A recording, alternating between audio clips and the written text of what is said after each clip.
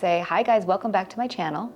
So today it's all about learning how to pivot during hard times. March 18th, 2020, when we found out that our businesses were deemed non-essential. We had to close all of our locations, which at that time we had close to 200 employees and lots of members and guests that we needed to serve. So I know it was a tough time for all of us, but I will have to say that there was a point before we were mandated to close that Mario and I, as business owners, had to decide whether or not we were going to keep our locations open so that people could put food on the table and still receive a paycheck, or if we were going to close down because we could not have anyone obviously get COVID-19 and that we were putting people's lives in jeopardy because we decided to keep our doors open. It was a tough time for Mario and I because, we had to make this decision. Do we help them with their finances or do we help keep them safe? To be honest with you, I was really happy when the governor announced that we had to shut down. One of the things that I learned is the resilience of human beings and how we overcome adversity by helping others. During the time that we had to close our business, as a business owner, both Mario and I decided that we would keep one employee at each of our locations. And the reason being is because we wanted to reach out to our members to make sure that our members and our team members that worked at every location was okay.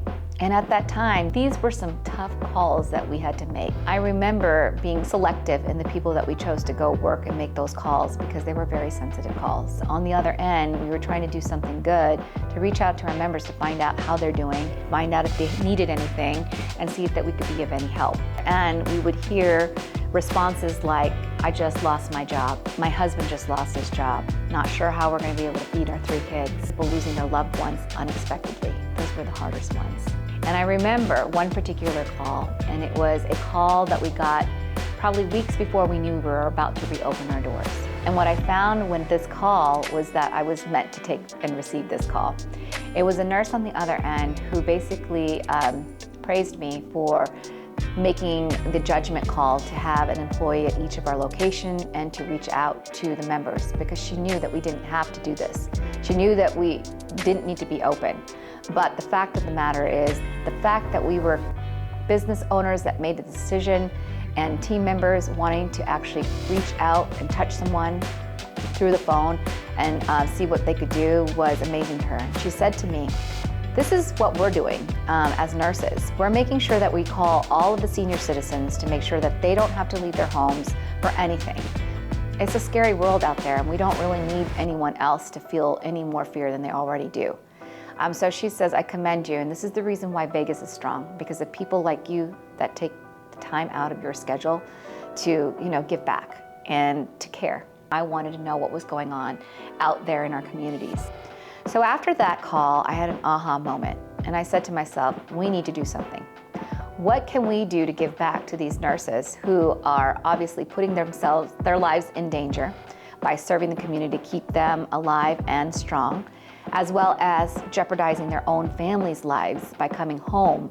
So we went ahead and started this project where we asked our members to donate any of their unused prepaids, and unbeknownst to us, we got an overwhelming response of generosity from our community. And when the lady said, this is the reason why we're Vegas strong, she was right. We only asked if they wanted to donate one of their prepaids. We found ourselves getting responses like, I'd like to donate 5, I'd like to donate 10. And the overwhelming response made us realize how generous, people are and how much, our population does care about connection and reaching the other person.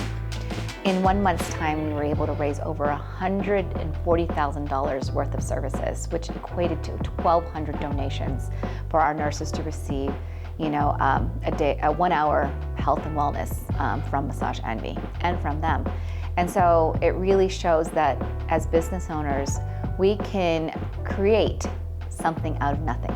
And we created a project out of nothing, and our community stood by us to support not only the nurses, but our business. What we all know is that we'll never go back to the way it was before the pandemic. And these changes have put us in a different dynamic in the way we do our business. But the moral of the story is that we still believe that what we're doing is the right thing. So no, the buck doesn't stop here. We will continue to keep growing, continue to keep learning, and continue to keep teaching and giving back to our communities the best way we know how. So today I am a testament to let you guys know that if you've ever wanted to take the risk or the chance or wanted to try something different, just do it.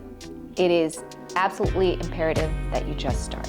I hope you guys liked this episode. I hope I gave you some golden nuggets today, and I hope to share more of my business sense and what I've been experiencing throughout my journey.